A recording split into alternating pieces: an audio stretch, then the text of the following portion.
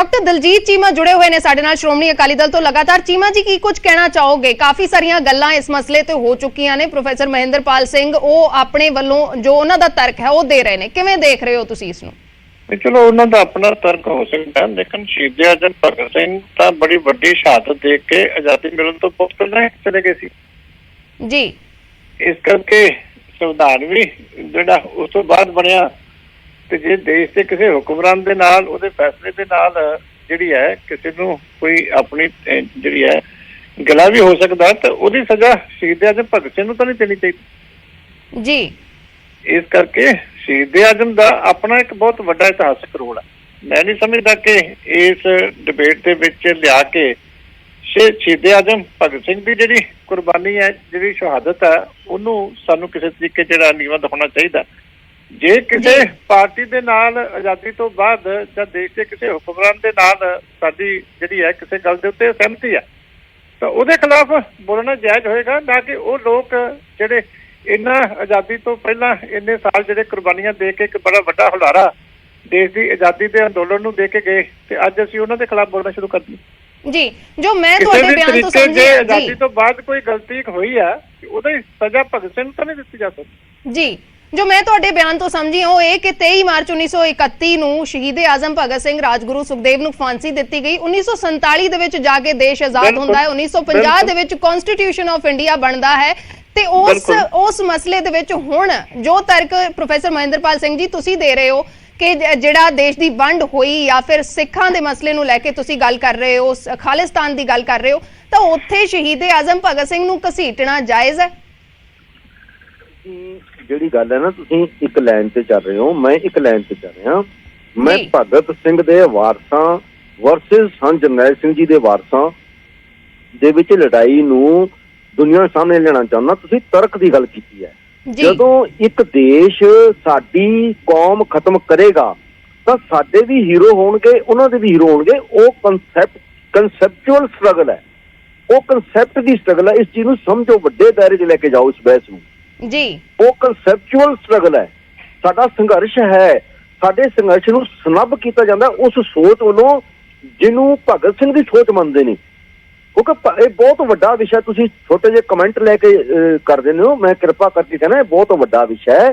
ਕਿਸ ਤਰ੍ਹਾਂ ਮਹਾਰਾਜਾ ਰਣਜੀਤ ਸਿੰਘ ਤੋਂ ਬਾਅਦ ਆਰੀਆ ਸਮਾਜ ਡਿਵੈਲਪ ਹੋਇਆ, ਉਹਨੇ ਸਾਡੇ ਨਾਲ ਕੀ ਕੀਤਾ। ਉਸ ਆਰੀਆ ਸਮਾਜ ਪਰਿਵਾਰ ਵਿੱਚੋਂ ਭਗਤ ਸਿੰਘ ਆਇਆ। ਭਗਤ ਸਿੰਘ ਦਾ ਅੱਗੇ ਲਾਈਨ ਹੀ ਚੱਲ ਰਹੀ ਹੈ।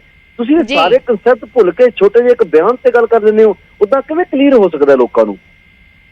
ਚੀਮਾ ਸਾਹਿਬ ਤਾਂ ਵਿਚਾਰੇ ਇਹ ਵੋਟਾਂ ਦੀ ਰਾਜਨੀਤੀ ਕਰ ਰਹੇ ਨੇ, ਮੈਂ ਕਨਸੈਪਟ ਦੀ ਰਾਜਨੀਤੀ ਕਰ ਰਿਹਾ। ਲੜਾਈ ਆਰੀਆ ਸਮਾਜੀਆਂ ਨਾਲ ਹੈ? ਨਹੀਂ, ਉਹ ਆਰੀਆ ਸਮਾਜ ਅੱਗੇ 47 ਚ ਕੀ ਡਿਵੈਲਪ ਹੋ ਗਿਆ, ਇਹ ਵੀ ਤਾਂ ਨਾਲ ਚੱਲੋ ਨਾ। ਤੁਸੀਂ ਦੇਖੋ ਇੱਕ ਸਵਾਲ ਕਰਦੇ ਹੋ, ਮੈਂ ਜਵਾਬ ਦਊਂਗਾ ਕਿਉਂਕਿ ਮੈਂ ਲਾਈਨ ਤੇ ਹਾਂ। ਆਰੀਆ ਸਮਾਜੀ ਪਲੱਸ ਭਗਤ ਸਿੰਘ ਦਾ ਪਰਿਵਾਰ ਕੀ ਇਹਨਾਂ ਦਾ ਪਿਛੋਕੜ ਹੈ? ਉਸ ਤੋਂ ਬਾਅਦ ਭਗਤ ਸਿੰਘ ਤੋਂ ਬਾਅਦ ਜਿਹੜੀ ਨਾਸਤਿਕਤਾ ਦੀ ਲਹਿਰ ਚੱਲੀ ਹੈ, ਉਹਨੇ ਸਾਡੇ ਪੰਜਾਬ ਤੇ ਕੀ ਇਫੈਕਟ ਪਾਇਆ? ਇਹ ਸਾਰੀਆਂ ਗੱਲਾਂ ਜੋ ਤੁਸੀਂ ਦੀਪ ਸਿੱਧੂ ਦੀਆਂ ਸਪੀਚਿਸ ਸੁਣੋਗੇ ਨਾ, ਉਹ ਐਵੇਂ ਨਹੀਂ ਕਾਮਰੇਡਾਂ ਨੂੰ ਮਾੜਾ ਕਹਿ ਰਿਹਾ। ਉਹਦੇ ਪਿੱਛੇ ਇੱਕ ਕਨਸੈਪਟ ਹੈ। ਤੁਸੀਂ ਇਸ ਚੀਜ਼ ਨੂੰ ਸਮਝਣ ਲਈ ਇੱਕ ਡਿਬੇਟ 'ਚ ਲੈ ਕੇ ਆਓ। ਕਨਸੈਪਚੁਅਲ ਸਟਰਗਲ ਕੀ ਚੀਜ਼ ਹੁੰਦੀ ਹੈ, ਵੋਟ ਰਾਜਨੀਤੀ ਕੀ ਚੀਜ਼ ਹੁੰਦੀ ਹੈ ਜੀ, ਲੈ ਕੇ ਜਾਇਓ ਅੱਗੇ। ਤੁਹਾਨੂੰ ਲੱਗਦਾ ਹੈ ਕਿ ਲੋਕਾਂ ਨੂੰ ਇਸ ਤਰੀਕੇ ਦੇ ਨਾਲ ਵੰਡ ਕੇ ਆਪਸ ਦੇ ਵਿੱਚ ਵੰਡ ਕੇ ਵੱਖੋ ਵੱਖਰੇ ਚਾਹੇ ਉਹ ਵਿਚਾਰਧਾਰਾਵਾਂ ਨੇ, ਕੀ ਉਹਨਾਂ ਨੂੰ ਨਾਲ ਲੈ ਕੇ ਨਹੀਂ ਚੱਲਿਆ ਜਾ ਸਕਦਾ? ਜਦੋਂ ਅਸੀਂ ਇੱਕ ਮੁਲਕ ਦੀ ਗੱਲ ਕਰਦੇ ਹਾਂ, ਇੱਕ ਖਿੱਤੇ ਦੀ ਗੱਲ ਕਰਦੇ ਹਾਂ, ਤਾਂ ਕੀ ਉਹਨਾਂ ਲੋਕਾਂ ਨੂੰ ਨਾਲ ਲੈ ਕੇ ਨਹੀਂ ਚੱਲਿਆ ਜਾ ਸਕਦਾ? ਅਸੀਂ ਇਸ ਮੁਲਕ ਤੋਂ ਅੱਡ ਰਹਿਣਾ ਚਾਹੁੰਦੇ ਹਾਂ, ਪਹਿਲੀ ਗੱਲ ਤਾਂ ਇਹ ਹੈ।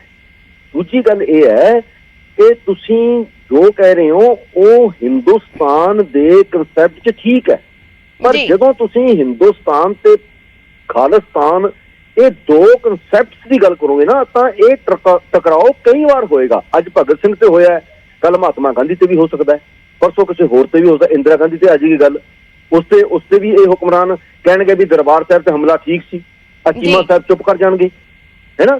ਜਾਂ ਇਹ ਰਾਜਨੀਤੀ ਕਰਨਗੇ ਵੋਟਾਂ ਦੀ, ਅਸੀਂ ਵੋਟਾਂ ਦੀ ਨਹੀਂ ਕਰਾਂਗੇ।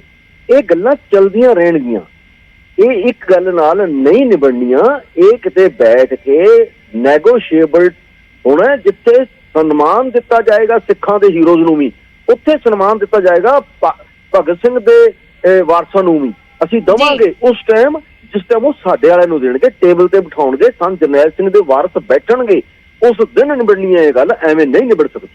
ਚੀਮਾ ਜੀ ਕੀ ਕਹਿਣਾ ਚਾਹੋਗੇ? ਦੇਖੋ, ਮੈਂ ਤਾਂ ਇਹਨਾਂ ਦੀਆਂ ਗੱਲਾਂ ਨਾਲ ਸਹਿਮਤ ਨਹੀਂ ਆ।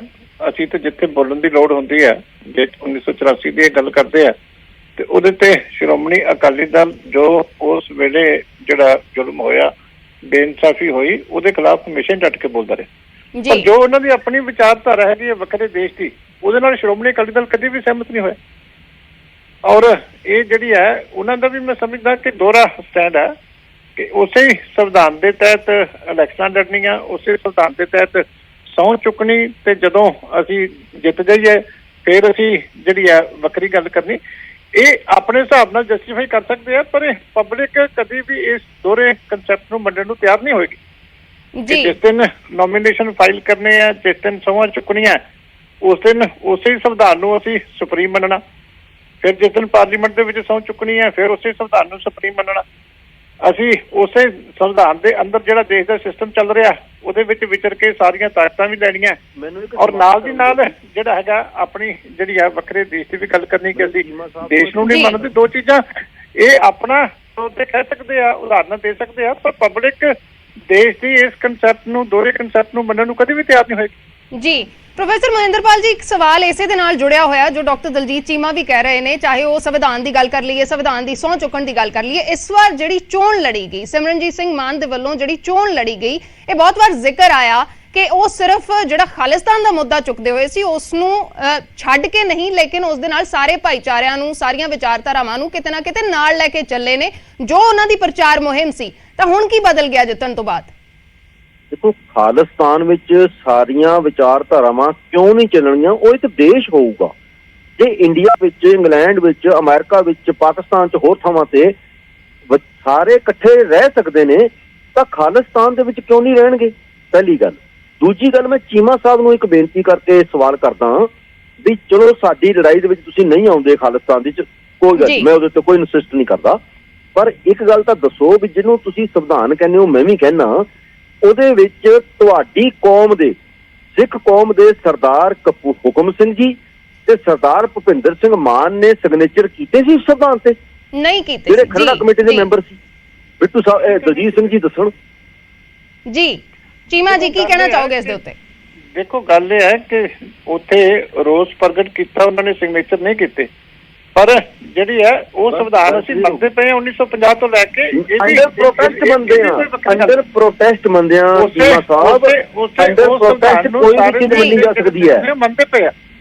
ਹਾਂ ਬਿਲਕੁਲ ਮੰਨਦੇ ਆ। ਕੱਲੀ ਇੱਕ ਮੀਟਿੰਗ ਦੇ ਵਿੱਚ ਸਹਿਮਤੀ ਦੀ ਗੱਲ ਨੂੰ ਕਰਕੇ ਜਦੋਂ ਦੇਸ਼ ਦੇ ਵਿੱਚ ਲਾਗੂ ਹੋ ਗਿਆ, ਜਦੋਂ ਡਰਾਫਟਿੰਗ ਹੋ ਰਹੀ ਸੀ, ਉਹਨਾਂ ਦਾ ਉਹਨਾਂ ਨੇ ਉਹ ਆਪਣਾ ਰੋਲ ਪਲੇ ਕੀਤਾ। ਉਹਨਾਂ ਨੇ ਸਿਗਨੇਚਰ ਨਹੀਂ ਕੀਤੇ। ਹੁਣ ਤਾਂ ਪਾਰਲੀਮੈਂਟ ਦੇ ਵਿੱਚ ਬਹੁਤ ਸਾਰੇ ਇਸ਼ੂ ਹੁੰਦੇ ਆ ਜਿਹਦੇ ਉੱਤੇ ਅਸੀਂ ਸਹਿਮਤ ਨਹੀਂ ਹੁੰਦੇ, ਪਰ ਜਦੋਂ ਪਾਸ ਹੋ ਜਾਂਦਾ ਫਿਰ ਉਹ ਦੇਸ਼ ਦਾ ਕਾਨੂੰਨ ਬਣ ਜਾਂਦਾ।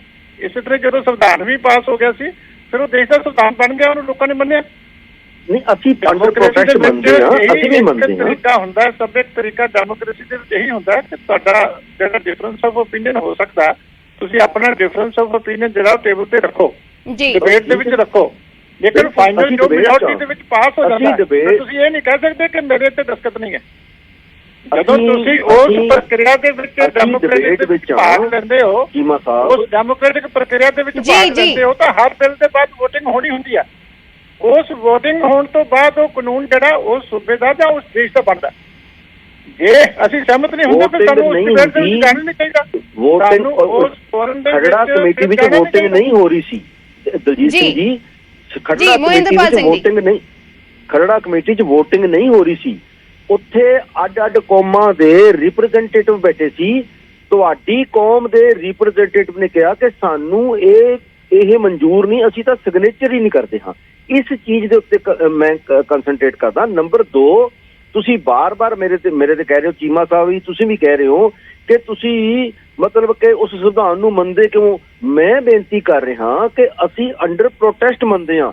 ਮੈਂ ਉਦਾਹਰਨ ਦਿੱਤੀ ਹੈ ਕਿ ਸਕਾਟਲੈਂਡ ਤੋਂ ਆਏ ਹੋਏ MP ਇੰਗਲੈਂਡ ਦੀ ਪਾਰਲੀਮੈਂਟ 'ਚ ਬੈਠਦੇ ਨੇ। ਇੰਡੀਆ ਨੇ ਪਾਰਲੀਮੈਂਟਰੀ ਸਿਸਟਮ ਸਾਰਾ ਇੰਗਲੈਂਡ ਤੋਂ ਲਿਆ।